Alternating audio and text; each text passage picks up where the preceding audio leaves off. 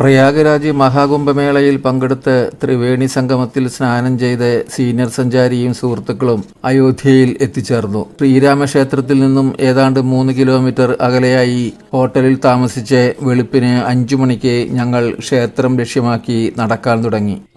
രാജഭരണകാലത്തെ ഓർമ്മിപ്പിക്കുന്ന തെരുവ്. ഇരുഭാഗത്തും കോട്ടകളും സ്തൂപങ്ങളും കവാടങ്ങളും ഗോപുരങ്ങളും ഒക്കെയായി തലയുയർത്തി നിൽക്കുന്ന കെട്ടിടങ്ങൾ. യാത്രാക്ഷീണം കൺപോളകളെ അലട്ടുന്നുണ്ട്. പക്ഷേ അതെല്ലാം മറന്ന് ഒറ്റ ലക്ഷ്യത്തിലേക്കുള്ള യാത്ര. അതെ, ഒട്ടേറെ കടമ്പകൾ കടന്ന് രാമജന്മഭൂമിയിൽ ഉയർത്തപ്പെട്ട രാമക്ഷേത്രം കാണണം. രാംലല്ല വിഗ്രഹം കൺകുളിർക്കെ കണ്ട് തൊഴണം. അതുമാത്രമാണ് മനസ്സിൽ. റോഡിനിരുവശത്തെയും കാഴ്ചകൾ കണ്ടു നടക്കുമ്പോൾ അയോധ്യയുടെ പൂർവ്വകാല ചിത്രം എൻ്റെ മനോമുകുരത്തിൽ തെളിഞ്ഞു വന്നു. അയോധ്യയിൽ ശ്രീരാമന്റെ ജന്മസ്ഥലമായ രാമജന്മഭൂമിയിലെ കൊട്ടാരവും രാംകോട്ട് ക്ഷേത്രവും മുഗൾ സാമ്രാജ്യത്തിന്റെ അധിനിവേശത്തോടെ നശിപ്പിക്കപ്പെട്ടുവെന്നും അവിടെ മുഗൾ ചക്രവർത്തിയായിരുന്ന ബാബർ AD 1528 മസ്ജിദ് നിർമ്മിച്ചു എന്നും AD 1767 ജെസ്യൂട്ട് മിഷണറിയായിരുന്ന ജോസഫ് ടിഫൻഡലർ തന്റെ ഡെസ്ക്രിപ്ഷോ ഇന്ത്യ എന്ന ലാറ്റിൻ പുസ്തകത്തിൽ രേഖപ്പെടുത്തിയിട്ടുണ്ട്. അക്കാലത്ത് അയോധ്യയിൽ ജീവിച്ചിരുന്ന ജനങ്ങളുടെ ചരിത്രപരമായ അറിവിനെ അടിസ്ഥാനപ്പെടുത്തിയാണ് അദ്ദേഹം ഈ വിവരം തന്റെ പുസ്തകത്തിൽ കോറിയിട്ടത്. AD 1853 ബാബറി മസ്ജിദിനുള്ളിൽ പൂജ നടത്തുന്നത് ബ്രിട്ടീഷ് ഭരണാധികാരികൾ തടയുകയും മസ്ജിദിന് പുറത്തായി പൂജ നടത്തുന്നതിന് വേണ്ടി ഒരു പ്ലാറ്റ്ഫോം അനുവദിക്കുകയും ചെയ്തു. പിന്നീട് AD 1949 ശ്രീരാമന്റെയും സീതയുടെയും വിഗ്രഹങ്ങൾ ബാബറി മസ്ജിദിനകത്ത് പ്രതിഷ്ഠിക്കപ്പെടുകയും ഭക്തർ ആരാധന തുടങ്ങുകയും ചെയ്തു. 1950 സംസ്ഥാന സർക്കാർ മോസ്കിന്റെ നിയന്ത്രണം ഏറ്റെടുക്കുകയും ക്ഷേത്രാരാധന തുടരുകയും ചെയ്തു.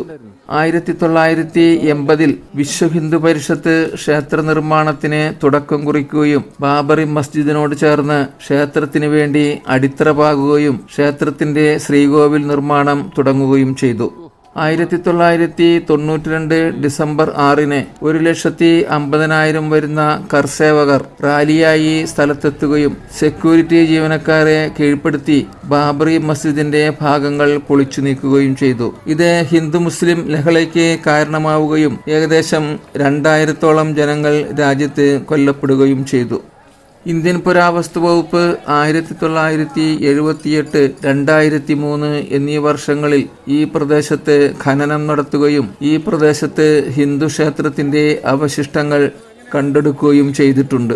മേൽ റിപ്പോർട്ടുകളെ അടിസ്ഥാനമാക്കി സുപ്രീം കോടതി വിശാലമായ ഹർജി പരിഗണിക്കുകയും ഹിന്ദു ക്ഷേത്രത്തിന്റെ ഭാഗങ്ങൾ ഉത്ഖനനത്തിൽ കണ്ടെത്തിയതിനാലും മസ്ജിദിന്റെ താഴെയായി പള്ളിയുടെ ഒരു അവശിഷ്ടവും കണ്ടെത്തിയിട്ടില്ലാത്തതിനാലും ഇവിടെ ക്ഷേത്രം നിർമ്മിക്കുന്നതിന് ഹിന്ദുക്കൾക്ക് അനുമതി നൽകി.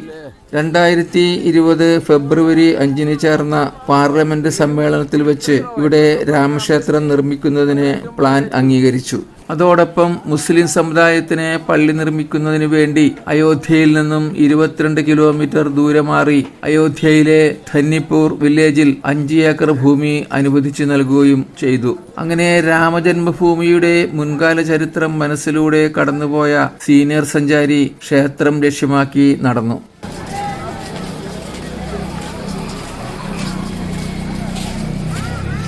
ഇതാ ഇവിടെ ഭക്തർക്ക് ചന്ദനം ചാർത്തി കൊടുക്കുന്ന ഒരു സുന്ദരി. നെറ്റിത്തടത്തിൽ ചന്ദനം എഴുതിയ ശേഷം 10 രൂപ വീതം കൊടുത്ത് ഞങ്ങൾ യാത്ര തുടർന്നു.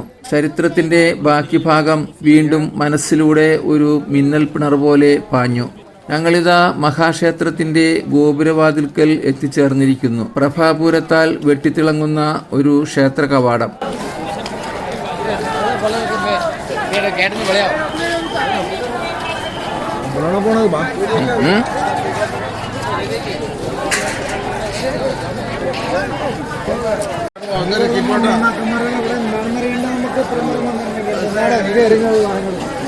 കവാടം കടന്ന് ഞങ്ങൾ എത്തിച്ചേർന്നത് ഒരു ഇൻഫർമേഷൻ സെന്ററിലാണ്. വിശാലമായ ഹാൾ, ക്ഷേത്രത്തിലെ പൂജാസമയം, ദർശന സമയം, പാലിക്കേണ്ട നടപടിക്രമങ്ങൾ എന്നിവയെല്ലാം ഇവിടെ നിന്നും അറിയാം. ഇനി ഇവിടെ നിന്നും ക്യൂ പാലിച്ച് സ്റ്റീൽ ബാരിക്കേഡുകൾക്കുള്ളിലൂടെ നടക്കണം. വെളുപ്പിന് 5 മണിയായതിനാൽ ഭക്തർ എത്തിത്തുടങ്ങുന്നതേയുള്ളൂ. ക്ഷേത്ര നിർമ്മാണത്തിന്റെ ബഹുമുഖ കാഴ്ചകൾ കണ്ട് ശ്രീകോവിൽ ലക്ഷ്യമാക്കി ഞാൻ നടന്നു. ക്ഷേത്ര പരിസരമാകെ ജയ് ശ്രീറാം വിളികൾ കൊണ്ട് മുഖരിതമാണ്.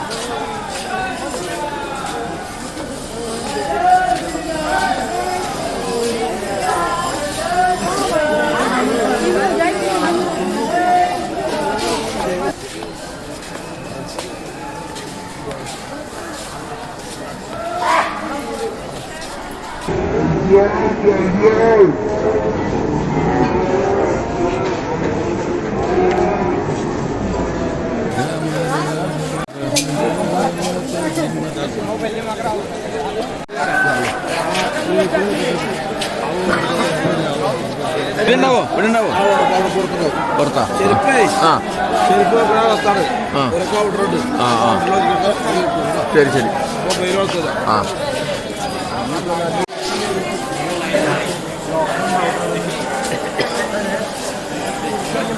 ജനത്തിരക്ക് കൂടിക്കൂടി വന്നുകൊണ്ടിരുന്നു. ബാലകനായ ശ്രീരാമന്റെ ക്ഷേത്രത്തിലെ പ്രാണപ്രതിഷ്ഠ ദർശിക്കുന്നതിനുള്ള വ്യഗ്രത എല്ലാ ഭക്തരുടെയും മുഖത്തു നിന്നും നമുക്ക് വായിച്ചെടുക്കാം. ക്ഷേത്രമുറ്റമാകെ ജനനിബിഡമായി കഴിഞ്ഞു. ജയ് ശ്രീറാം നാമജപം അന്തരീക്ഷമാകെ അലയിടിക്കുകയാണ്.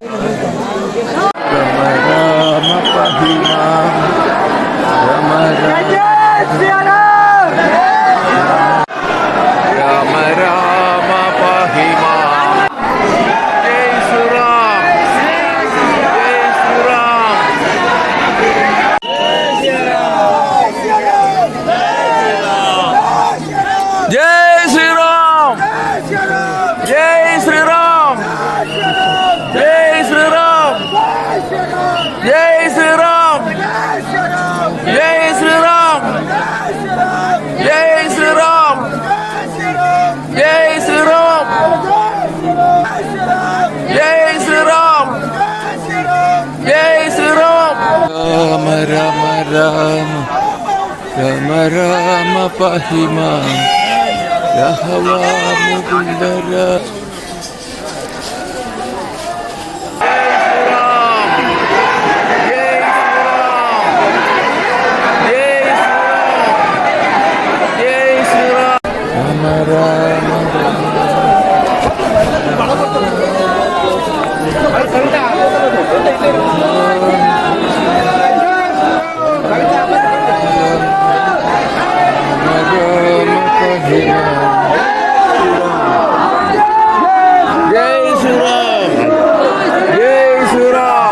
ക്ഷേത്രത്തിന്റെ മുഖ്യ കവാടത്തിലേക്ക് ഞങ്ങൾ പ്രവേശിച്ചു. വിവിധയിനം അലങ്കാരങ്ങളും കൊത്തുപണികളും കൊണ്ട് കമനീയമാക്കപ്പെട്ട കവാടം. ജയ് ശ്രീറാം, ജയ് ശ്രീറാം, ജയ് ശ്രീറാം, ജയ് ശ്രീറാം.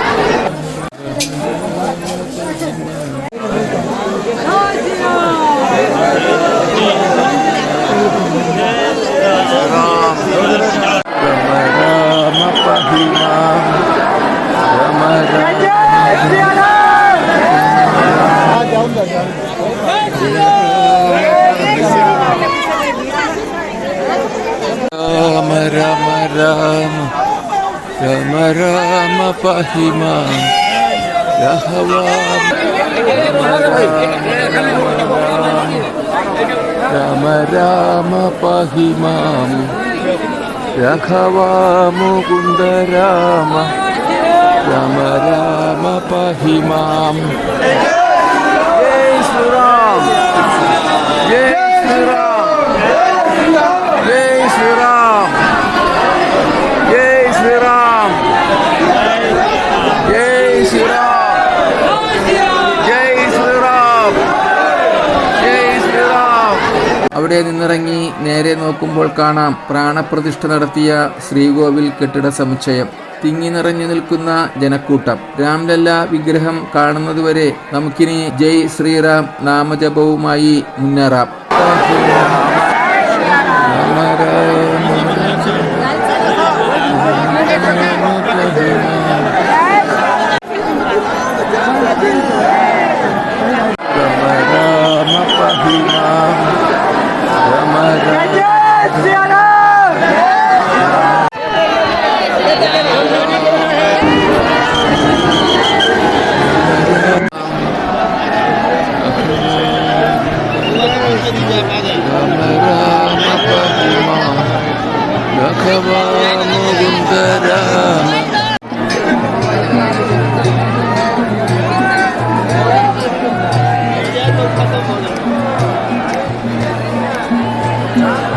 സീനിയർ സഞ്ചാരിയുടെ ഖണ്ഡത്തിൽ നിന്നും മുഴങ്ങിയ നാമജപം ഭക്തജനങ്ങൾ ഏറ്റുവിളിച്ചുകൊണ്ടിരുന്നു. ജയ് ശ്രീറാം, ജയ് ശ്രീറാം, ജയ് ശ്രീറാം, ജയ് ശ്രീറാം, ജയ് ശ്രീറാം.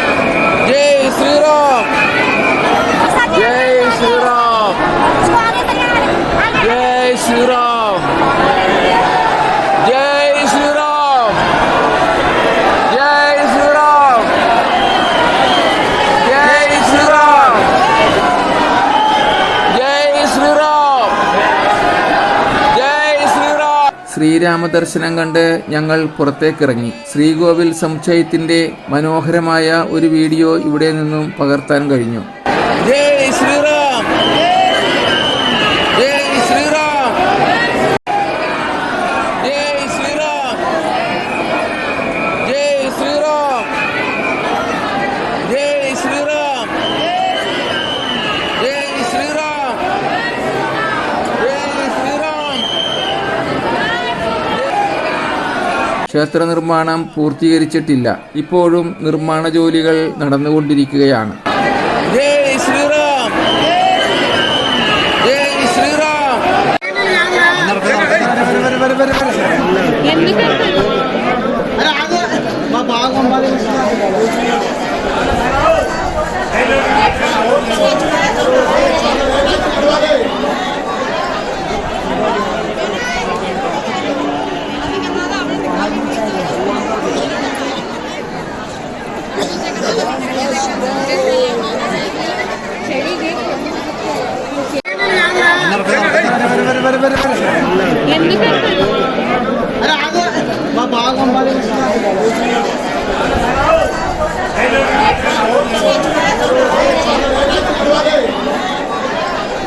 ക്ഷേത്രത്തിൽ നിന്നും ദർശനശേഷം മറ്റൊരു മാർഗത്തിലൂടെയാണ് പുറത്തേക്ക് പോകേണ്ടത്. ഇവിടെ ഭക്തർക്ക് വിശ്രമിക്കുന്നതിനുള്ള ഒരു വലിയ ഹാളും ടോയ്ലറ്റുകളും മറ്റും പണിതിരിക്കുന്നത് കാണാം.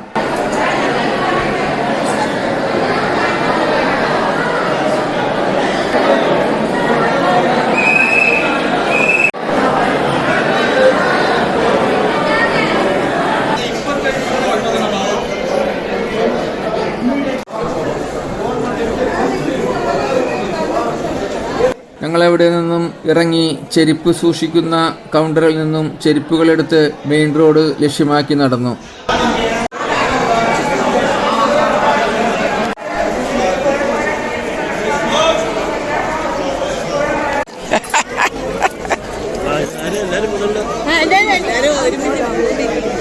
രശ്മിയുടെ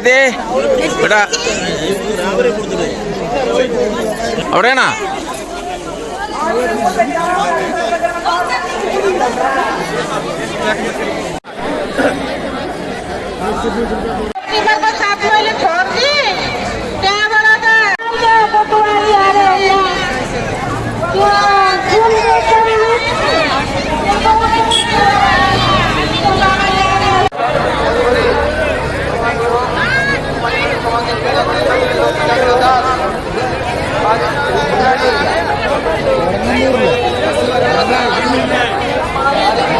ഹനുമാൻ ക്ഷേത്രത്തിലേക്ക് പോകണം. ജനനിബിഡമായ റോഡ്. ഹനുമാൻ ക്ഷേത്രത്തിലേക്കുള്ള വഴിയിൽ ജനങ്ങൾ തിങ്ങി നീങ്ങുകയാണ്. ഇവിടെ നിന്നും കിലോമീറ്ററുകളോളം നടന്ന് അപ്പുറത്തെ റോഡിൽ കൂടി തിരിച്ചു വന്നാൽ മാത്രമേ ഹനുമാൻ ഗഡിയിലേക്ക് പോകുവാൻ സാധിക്കൂ. പ്രയാഗ്രാജിൽ കുംഭമേളയ്ക്ക് എത്തിച്ചേർന്ന ഭക്തർ മുഴുവനും ഇവിടെ സന്ദർശിക്കാൻ എത്തിച്ചേരുന്നത് കൊണ്ടാണ് ഈ അഭൂതപൂർവമായ തിരക്ക് അനുഭവപ്പെടുന്നത്.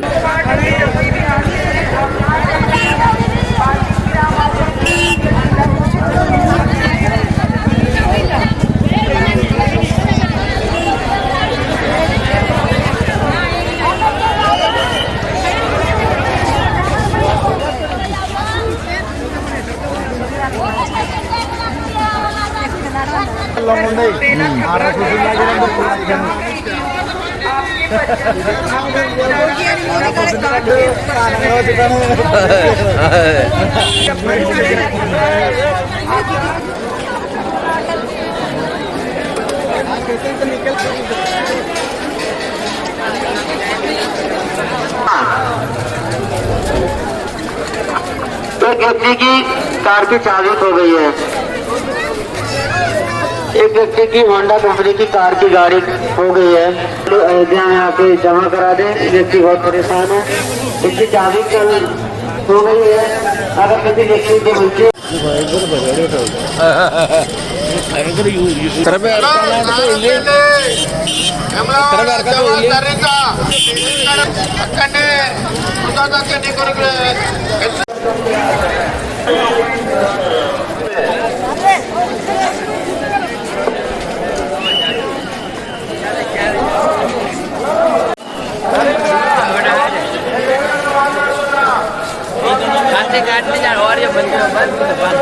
നിർദ്ദിഷ്ട സമയത്തിനുള്ളിൽ ഹനുമാൻ ക്ഷേത്ര ദർശനം സാധ്യമല്ലെന്ന് മനസ്സിലാക്കിയ ഞങ്ങൾ പ്രാതൽ കഴിച്ച് ഹോട്ടലിലേക്ക് മടക്കയാത്ര ആരംഭിച്ചു.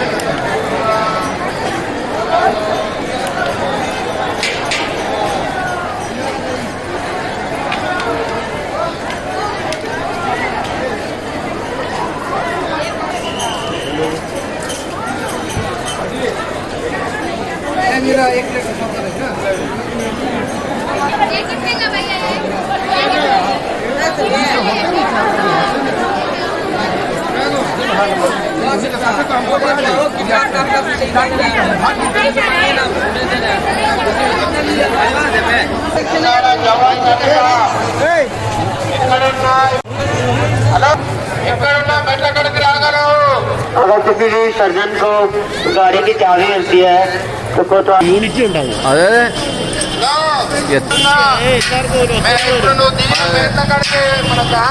మెల్లకడికి రాగలవు.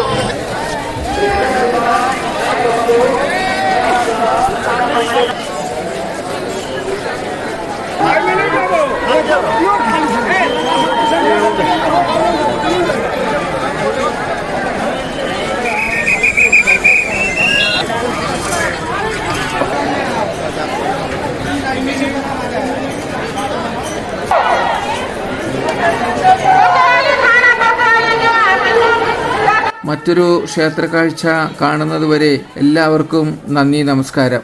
സീനിയർ സഞ്ചാരിയുടെ വീഡിയോ സബ്സ്ക്രൈബ് ചെയ്യാത്ത സുഹൃത്തുക്കൾ വീഡിയോ സബ്സ്ക്രൈബ് ചെയ്യണമെന്ന് അഭ്യർത്ഥിക്കുന്നു. Please like and share. Good bye.